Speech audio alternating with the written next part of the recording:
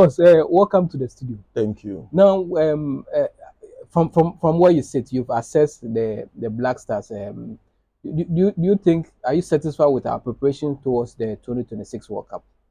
Well, we cannot have it any better. I wish that we had played at least two more friendlies before the start of the competition. Unfortunately, we don't have time. I even think that the coach did not have enough time to thoroughly look at our players. But considering the time he came in as the head coach and the challenges that we had then, player selection, player injuries, and what have you. So I think that there were challenges with our preparations. These things will only come out after the competition is or after we have been kicked out. Now, based on these challenges, the little we've been able to do, we should be able to manage that. I was thinking, or I heard the FA had a closed door friendly match with Honduras. Unfortunately, that couldn't come on. The FA has come out to deny that there was a match of that nature. And the communications director of the FA has also said that if the coach needs another friendly match, they should be able to organize for him. I sincerely think that the coach wants to have another look at it.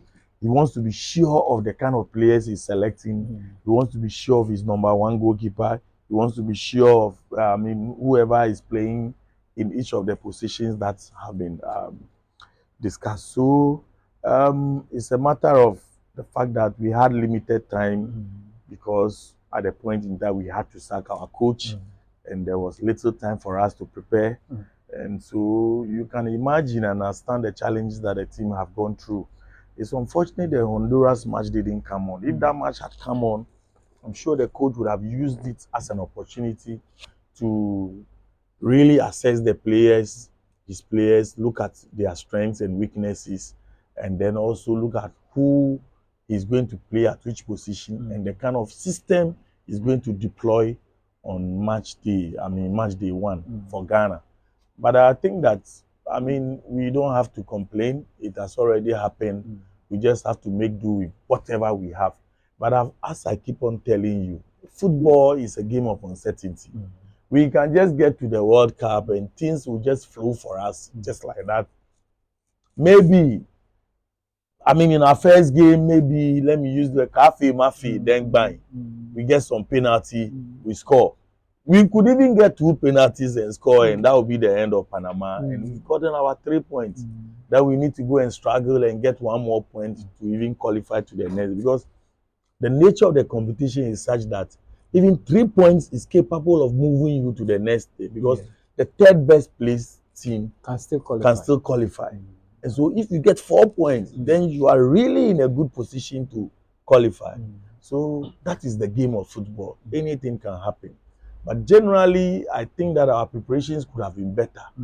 But we didn't get the chance, we didn't get the opportunity to make it better. So what we have done, we must manage it. So from what you are saying, it means the game against Mexico was nothing to write home about, because the coach needed some extra games to be able to prepare our team for the World Cup.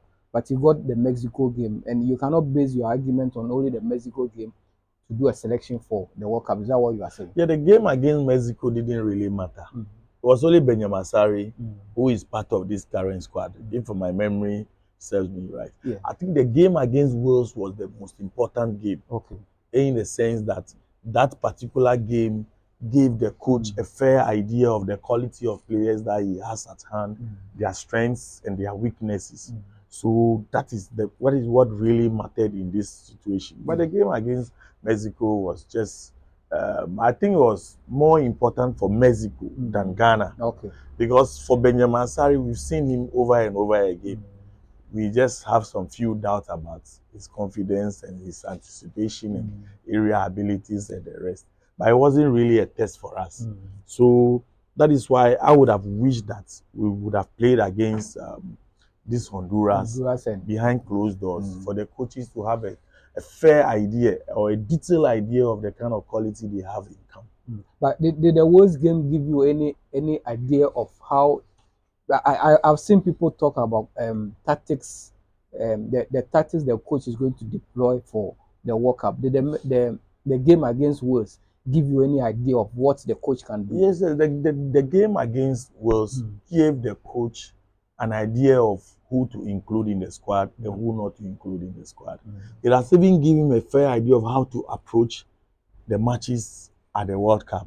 It has given him a fair idea of the quality of players he has at hand and how to use them.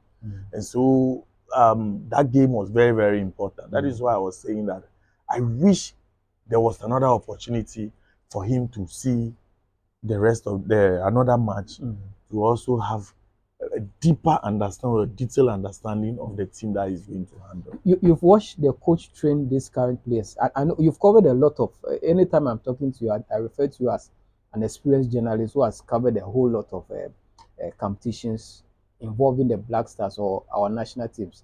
You've watched our coach train these young guys, these players. You've seen it on social media. You've seen it all around. What do you make of his training rudiments?